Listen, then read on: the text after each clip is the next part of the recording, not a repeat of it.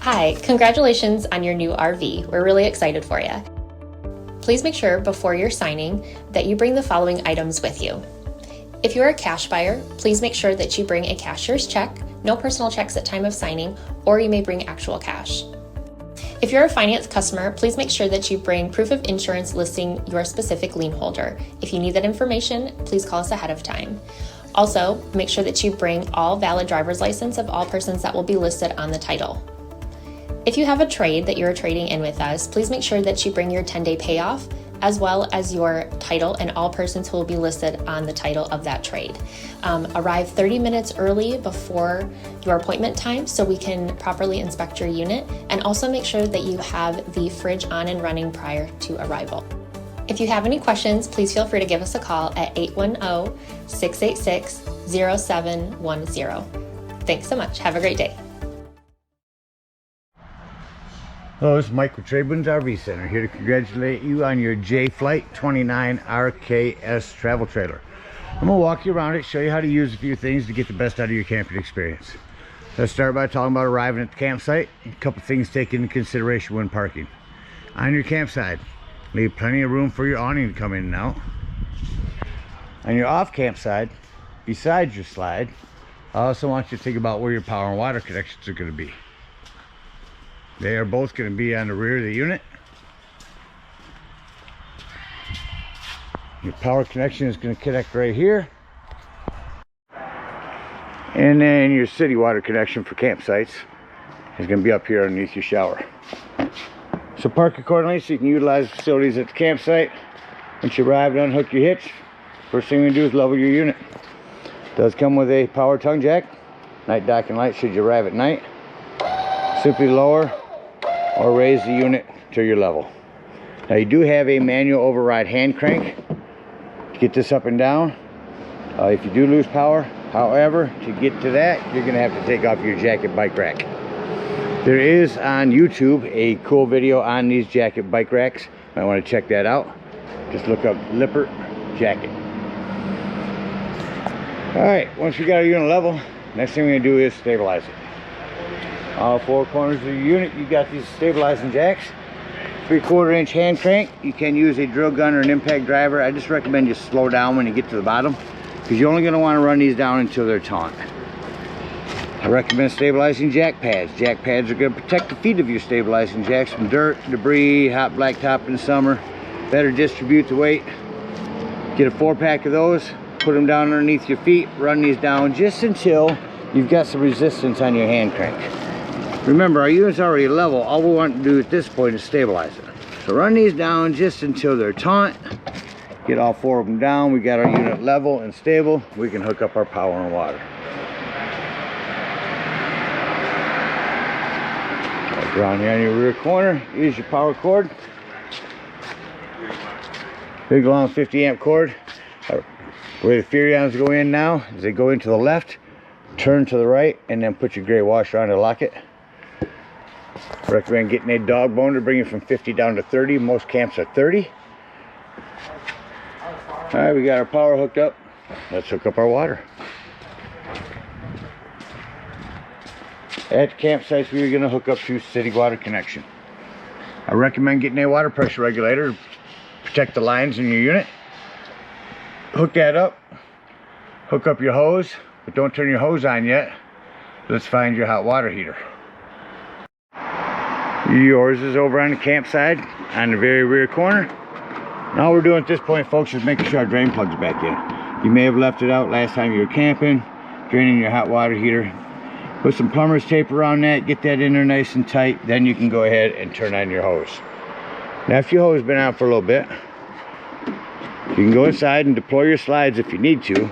What I need you to do is get inside and open up your water taps. Get a nice steady flow of water going through those, get all the air out of the lines. Once you have water flowing through them, shut them off. Then you'll know that your hot water heater is full and you can turn that on from indoors. Now let's say we're going to go camping and we're not going to use city water. We're going to go boondocking, or dry camping as they call it.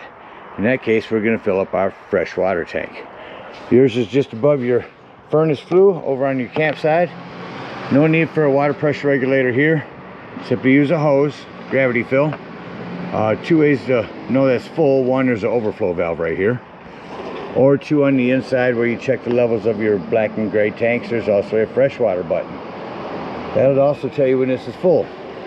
Once it is full, go ahead and put this cap back on. And then whenever you want to utilize that water, you'll turn on your water pump. Don't turn on your water pump and hooked up to the city water. That is already pressurized. Alright, we're all set up for power water. We'll go ahead and walk you around the rest of the unit. Starting here on your campsite real quickly, again, your hot water heater. Over here, you're prepped for a TV. You can hang a TV here. There's your cable for it. Freshwater tank. Water drains. Fluid for your furnace. Two things on that. One, make sure it's never blocked. And two, if you're running your furnace, steer clear of that. It does get hot. Again, if you want your TV out here, cable, TV, 110s. Coming down your campsite. This is a latch to hold your door open. Just hook that in here. Good awning, LED lights. Another 110 out here. Pass-through storage with your hand crank for your leveling jacks. You do have a jacket bike rack on this one.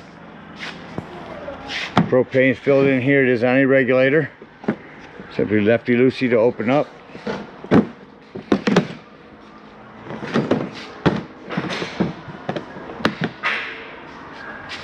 Have a docking light up here. You'd get batteries. So your propane isn't full. That would be part of the convenience pack. This one doesn't have it. No batteries, no gas. Again, your pass-through storage. This is your black tank flush. We'll talk about that when we dump our black and gray tanks. Outdoor shower. City water connection here. Here's where we'll dump those black and gray tanks. Come down your slide. You do have a gray water holding tank right here. Another handle here for that. On the back here, your power and your cable connection. Spare tire with a cover. Access to the back of your fridge. Vent for your microwave. That's where you're prepped for a backup camera. You got a ladder. Utilize it. Go up there. Check the seams of your roof. Caulk as needed. With recommended RV roofing caulk. That about covers everything out here. Let's go take a look on the inside. First thing I like to point out in every unit is the fire extinguisher. Make sure that you and everyone that's camping with you knows the fire extinguisher is located at the entry doorway in case of an emergency. Stepping in to our left, in this cabinet will be our control center. So up top here, this is where we will see a brand new battery. Here's where you would have your freshwater, black and gray tanks. It's just showing battery now because it's plugged in. Here's where you turn on your water pump for potable water. Your water heater hooked to gas, your water heater hooked to electric, it does make a difference. Interior and exterior lighting. Our awning. On your awning, you want to be careful when you run these out. You only want to run that out until you can see your silver bar and your flap is down.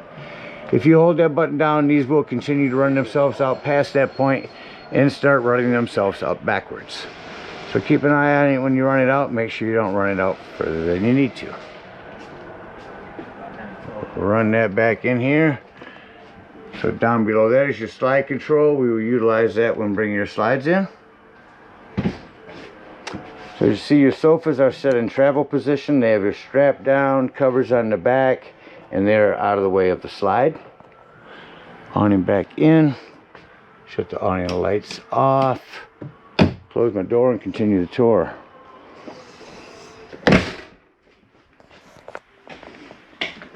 So again, our sofas. Over here on our peninsula.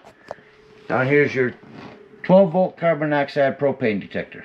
The reason I mention that's 12 volt is it's always running off your battery. So if you are boondocking somewhere and you're going to be gone for the whole day, make sure you use a battery disconnect to keep that from running your battery down while you're gone.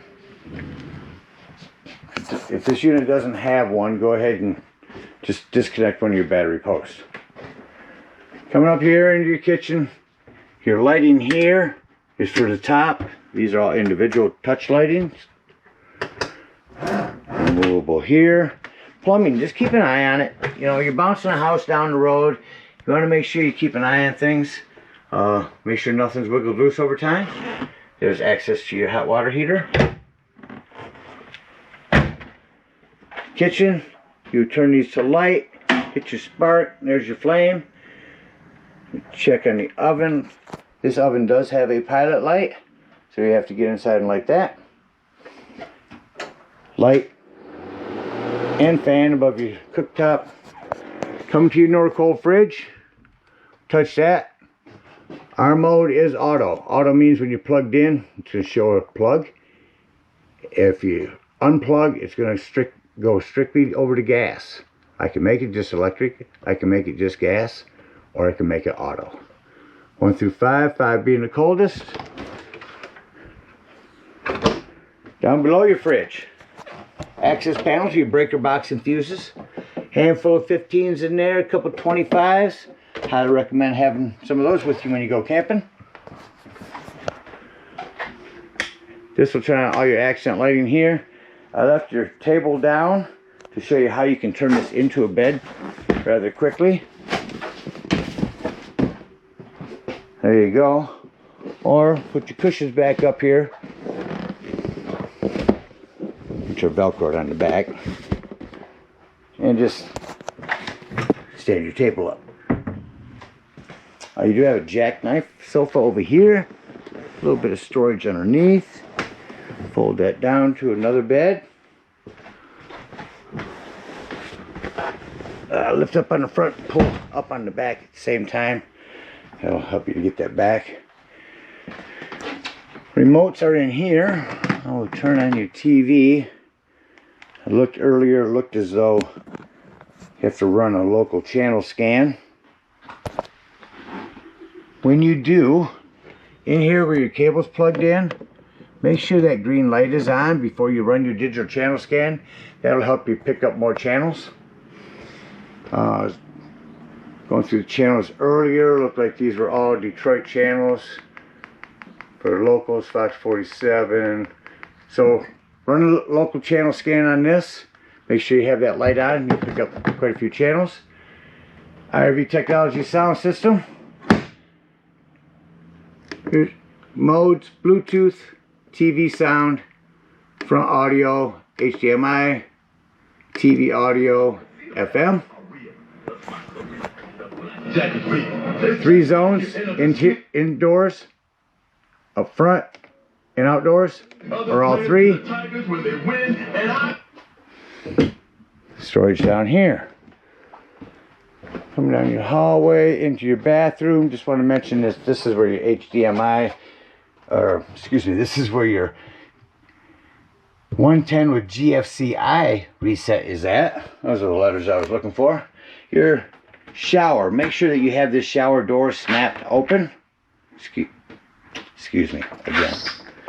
Make sure that you have this snapped closed for travel. But your bedroom door snapped into open position. Here's your TV mount. Put a little TV on that. All you gotta do is pull forward on this little clip back here. Take that and set it right outside. Sets on the same side, same clamp we have outside. Your cable on 110 there. Charging station. Storage under the bed, accessible from outdoors. All this is one touch lighting.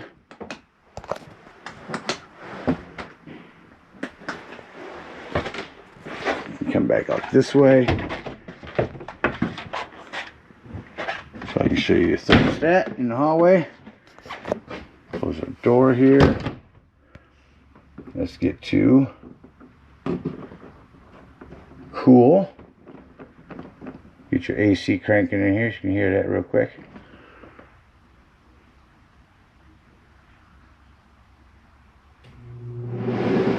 Alright, now a little secret, when you get to the campsite that's super hot in here, make sure your quick dump is open. That's going to start cooling all the cool air. And then when you close that, that'll blast vented cold air all the way through the unit.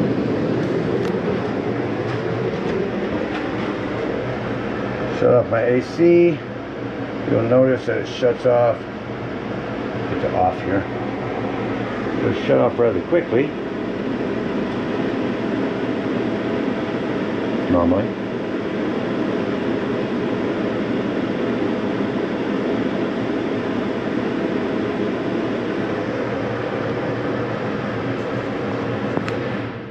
There it goes. Now I'm going to turn on your heat.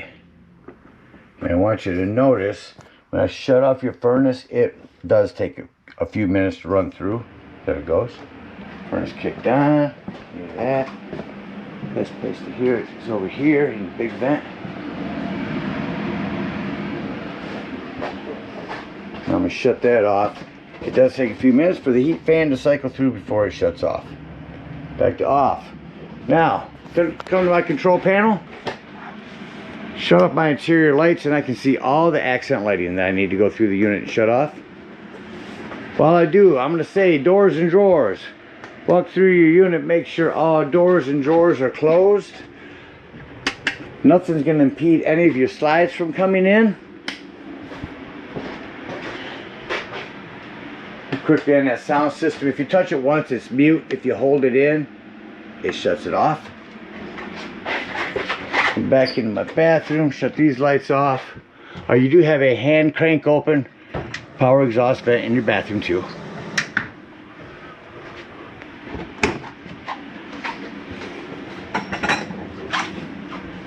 All vents are closed, doors and drawers are out of the way. Turn my interior lighting back on from here and bring my slide in. Again, you'll turn these chairs, put your straps on, get these out of the way of the slide. Make sure your TV, because that does have a big swivel back here, is put back into the position there. Looks like they've added that foam just to keep it secure in there.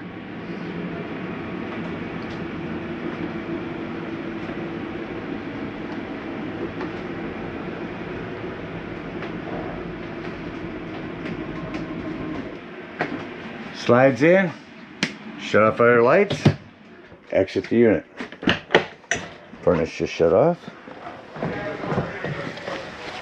Pull the steps up.